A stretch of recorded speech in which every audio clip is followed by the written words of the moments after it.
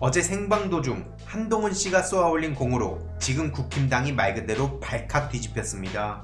오늘 오전 TV조선에선 이런 단독 보도까지 나왔는데요. 국힘 단톡방에서 난리가 났다는 겁니다. 한마디로 한동훈 씨가 나경원 씨의 패스트트랙 공소 취소 청탁을 폭로해서 다시 그 사건이 주목받는 상황 아닙니까? 그러니까 패스트트랙 사건으로 기소되어 재판까지 받고 있는 국힘당 김정재, 이철규, 윤한홍 의원 등이 난리가 난 겁니다. 당장 민주당을 비롯한 야당에서는 이건 단체로 수사를 받아야 할 사건이다, 이렇게 치고 나왔습니다. 대충 뭉개고 넘어갈 수 없는 중대한 사안으로 보고 있다는 의미입니다.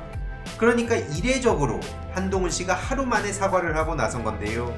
지난 영상에서 말했듯이 그는 신중하지 못했다며 사과를 했지만 돌아온 네티즌들의 반응은 싸늘하기만 합니다. 당연히 국힘당 내에서도 좋은 말이 안 나오는 중인데요.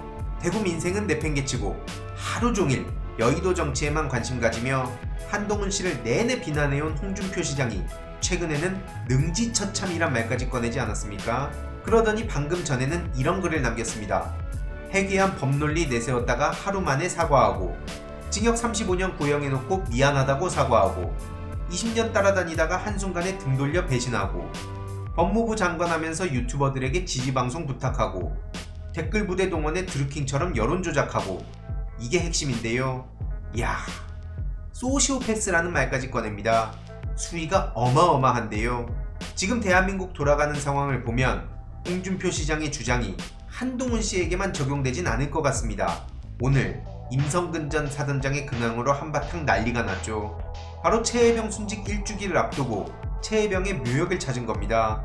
뻔뻔하게 저기가 어디라고 가서 사진, 엄플을 쏟아내는 겁니까? 더 기가 막힌 건 해병대 측 주장인데요. 임 전 사단장은 사고 당시 지휘관이자 전 사단장 자격으로 참석했다. 근데 도대체 무슨 자격이요? 심지어 참석 제안을 안 했는데 임성근 씨가 먼저 의사를 표시해서 공식 참여를 했다는 식으로 보란듯이 언론을 통해 전해지고 있습니다. 저게 인간입니까? 최혜병이 누구 때문에 소중한 목숨을 잃었습니까?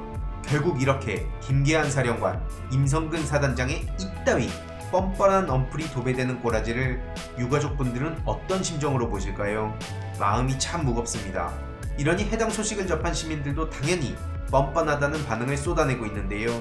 네이버 댓글에서도 마찬가지로 창피한 줄 알아라, 가증스럽다, 어떻게 저런 게 장성이냐는 반응이 쏟아지고 있습니다. 그럼에도 저들은 눈 하나 깜빡하지 않을 것 같습니다. 반드시 끝까지 책임을 물어야 한다고 보고요. 앞선 홍준표 시장의 비판을 보니 주진우 의원도 떠오릅니다. 어떻게 한 사람의 소중한 목숨을 군 장비 파손에 비유하는지, 이러니까 이건 보수냐 진보냐 차원의 문제가 아니라고 말씀드린 거고요. 그래놓고는 논란이 커지니까 민주당의 오히려 거짓 프레임이라며 뒤집어 씌우려 했던 모습도 절대 잊어선 안 됩니다. 게다가 주진우 관련 이런 MBC 단독 보도가 오늘 오후에 나왔는데요.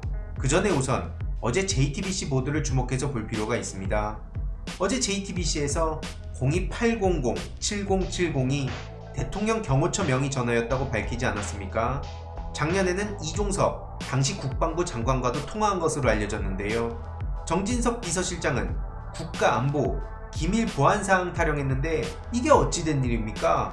정말 기가 막혔던 건 02800번호를 가입 해지했다가 재개통했다는 시기입니다.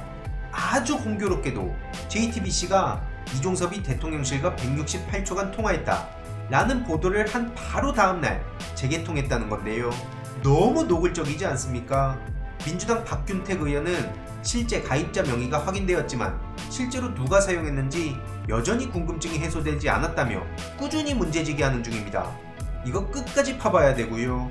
아무튼 여기서 오늘 등장한 게 바로 앞서 말씀드린 주진우, 게다가 조태용입니다. 원희룡 당시 국토부 장관 비서관 번호도 나오고, 조태용 당시 국가안보실장 개인 번호도 나오고, 주진우 당시 법률비서관 개인 번호도 나오고, 군 관계자로 추정되는 인사 번호도 나옵니다. 아무리 저들이 숨기려 해도 드러날 수밖에 없는 진실. 결국 이번 내용도 요약해보자면 한동훈 씨가 쏘아올린 공으로 국힘 내부가 발칵 뒤집혔다. 이건 대충 사과로 퉁치고 넘어갈 수 있는 상황도 아니다. 잠시 묻힌 02800-7070 관련한 진실로 다시 추적에 들어간다. 이와 관련하여 엄청난 용기를 낸 김규현 변호사의 영상으로 마무리하겠습니다. 영상 시청 후 김규현TV 가셔서 구독, 좋아요, 응원 댓글도 남겨주시면 정말 큰 힘이 될 것 같습니다. 주위에도 널리 알려주시길 바랍니다. 오늘 JTBC 뉴스룸에 나가서 공익 제보자 신분을 밝히고 오늘 인터뷰를 했습니다. 해병대원 사건에서 최근에 보도됐던 골프 모임 카톡방, 거기에 있던 변호사가 접니다. 사실 거기에 계신 분들을 만나게 됐던 게 제가 유튜브를 개설한 때랑 거의 비슷합니다. 변호사 개업하고 이제 얼마 안 됐을 때죠. 이제 작년 3월 달쯤에 제가 좋아하던 해병대 선배님이 계셨어요. 그분이 이제 규현아, 너도 이제 변호사 개업했으니까 좋은 사람들 이제 많이 만나고 다녀야지. 니도 이제 영업해야 될 거 아니야? 포항에 행사가 있으니까 나랑 같이 가자. 이렇게 하셨어요. 그날 거기에 가가지고 카톡방이랑 여기저기에서 이제 임성근 사단장 구명로비 창구라고 보도됐던 그분을 제가 만나게 됐습니다. 처음에는 그분이 이제 사업한다, 자기는 투자를 하신다 이런 말씀을 하셨었죠. 그래서 그냥 그렇게 알고 있었는데 그분이 저를 처음 보더니 야, 니 밑에 있었지? 이러는 거예요. 그걸 어떻게 알지 이 사람이? 그래서 좀 의아해하긴 했죠. 제가 어디서 근무했고 그런 것까지 사실 다 알고 계시더라고요. 그래서 뭐 좀 조사를 하고 나오셨나 보다, 뭐 이렇게 그냥 그때는 생각을 했었습니다. 그래서 제가 아는 검사님들한테 제가 물어봤더니 그 사람 도이치 주가 조작 공범 아니야? 막 구속됐다 풀려났던 사람이야? 이러는 거예요. 오? 깜짝 놀래가지고 뭐 이거를 그때 소개해줬던 분한테 얘기를 했는데 뭐 다 알고 계시더라고. 야, 저분이 입을 열면은 야, 영부인도 다쳐. 용산에서 엄청 신경 쓰고 있어. 대단한 사람이야. 이렇게 소개를 해주시더라고요. 근데 뭐 제가 검사였으면 그런 분을 이제 더 안 만나려고 했겠지만, 근데 변호사면은 어차피 좀 민간인이니까 상관없고, 그분은 뭐 그분 재판 알아서 하시면 되는 거고. 그래서 잘 지냈어요. 그리고 친분도 깊었고, 의리도 있으신 것 같았고, 그리고 그분 저한테 잘해주셔가지고 저도 뭐 그분께 의리를 지키려고 했었고요. 그분이 저한테 굉장히 잘해주셨습니다. 좀 맛있는 것도 많이 사주시고 굉장히 자주 전화 주셔가지고 뭐 전화해가지고 야, 규현아 뭐하냐, 맛있는 거 먹자. 규현아, 니도 이제 어렵게 이제 변호사 개업했는데 돈 벌어야지 임마. 내가 소개 많이 해줄게.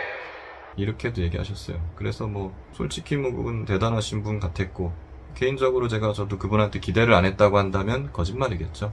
그분 주변에 뭐 사건이 있는 분들도 많으니까 저 변호사로서 그분 통해서 뭐 수임도 많이 할 수 있으리라 기대했던 것도 사실입니다.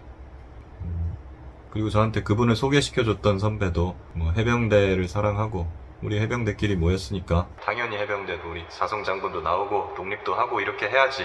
그러면서 이제 임성근 사단장이 자기랑 친하다. 그러니까 내가 이 사람을 사성장군으로 만들 것이다. 이런 말씀을 굉장히 많이 했고, 저희도 사실 뭐 그렇게 되면 좋으니까 저희 그렇게 의기투합해서 한번 뭐 만들어 봅시다. 저도 뭐 할 수 있는 일이 있으면 돕겠습니다. 이랬고, 그 선배님도 좋다, 한번 만들어 보자, 이런 말씀하셨죠. 그냥 그때까진 분위기 굉장히 좋았습니다. 최해병 순직 사건이 발생하기 전까지는요. 그 일이 발생하고 나서 이번 내용도 유익했다면 구독, 좋아요, 알림 설정, 멤버십 가입 정말 큰 힘이 된다는 점 말씀드리고 싶습니다. 주위에 널리 공유 부탁드립니다.